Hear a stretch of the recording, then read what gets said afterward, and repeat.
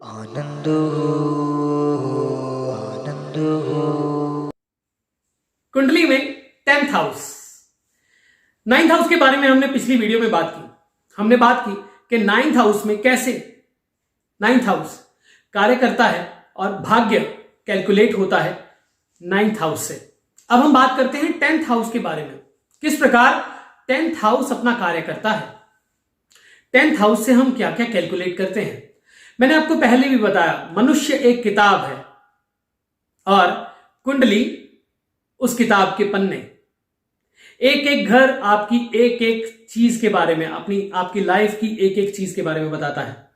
आपके भाग्य से लेकर आपके दुर्भाग्य तक, आपके शरीर में व्याधि से लेकर, रोग से लेकर आपकी स्वास्थ्य तक, आपके मन से लेकर आपकी बुद्धि तक सब कुछ बताता है। अब 10th हाउस में क्या होता है। 10th हाउस में आपकी कुंडली में 10th हाउस जो होता है वो है कर्म भाव। अब सामने है सुख भाव 4th हाउस और ये है कर्म भाव। अब कर्म का सुख से संबंध, सुख का कर्म से संबंध। अब 4th हाउस सुख भाव, मातृ भाव। सुख कैसा मिलेगा, माता से संबंध कैसे होंगे, कर्म भाव। 10th हाउस पिछले पास्ट कर्मास के क्या रिजल्ट्स होंगे, व्यक्ति ने किस प्रकार के पास्ट कर्मास किए होंगे और किस प्रकार से व्यक्ति जो है वो अपने कर्मों का फल भोगेगा। राज्य, राजयोग, पिता। 4th हाउस से हम माता को देखते हैं और 10th हाउस से हम पिता को देखते हैं। पिता के साथ संबंध, पिता की हेल्थ, पिता का जीवन, पिता का व्यवसाय, पिता की आर्थिक जो स्थिति है और पिता की स्वास्थ्य स्थिति, ये सब हम यहां से देखते हैं। पिता के साथ कितना संबंध आपका बन पाएगा, ये सब हम यहां से देखते हैं। अब यहां पे जो है वो पिता के साथ संबंध का अर्थ है कर्मों से भी संबंध। अब व्यक्ति कैसे कर्म करेगा और कैसे कर्मों का फल पाएगा और उसके विचारों, देखिए बहुत डीप बात है, समझ के देखें। 9th हाउस से हमने कहा, 8th हाउस से हमने कहा सबकॉन्शियस माइंड, 9th हाउस से हमने कहा स्वप्नावस्था। अब सबकॉन्शियस माइंड से स्वप्नावस्था, स्वप्नावस्था से स्वप्न बना और स्वप्न जो आ रहा है वो भी तो कर्म है। गीता कहती है आप सपना भी लेते हो तो कर्म है। हाँ, और उसके साथ में ये भी कहती है कि सभी कर्मों का फल एक दिन आपको भुगतना पड़ेगा।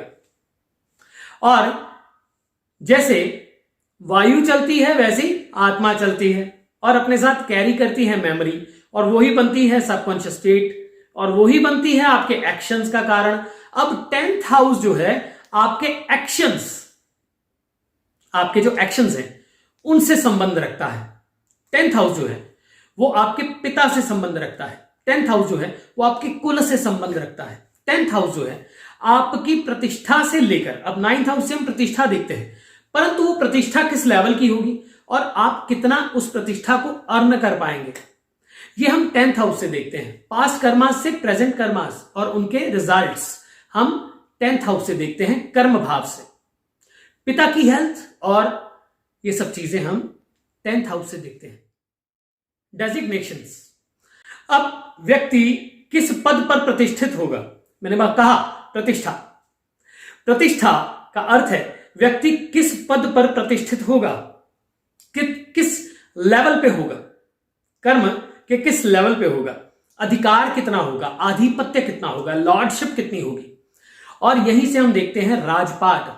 राजपाट का अर्थ यह नहीं है कि किसी रियासत का राजा, इससे देखा जाता है कि व्यक्ति की वैल्यू कैसी होगी, एक नौकर जैसी होगी, एक राजा जैसी होगी, या फिर एक दूत जैसी होगी, या फिर किसी और स्थिति परिस्थिति में कैसी होगी।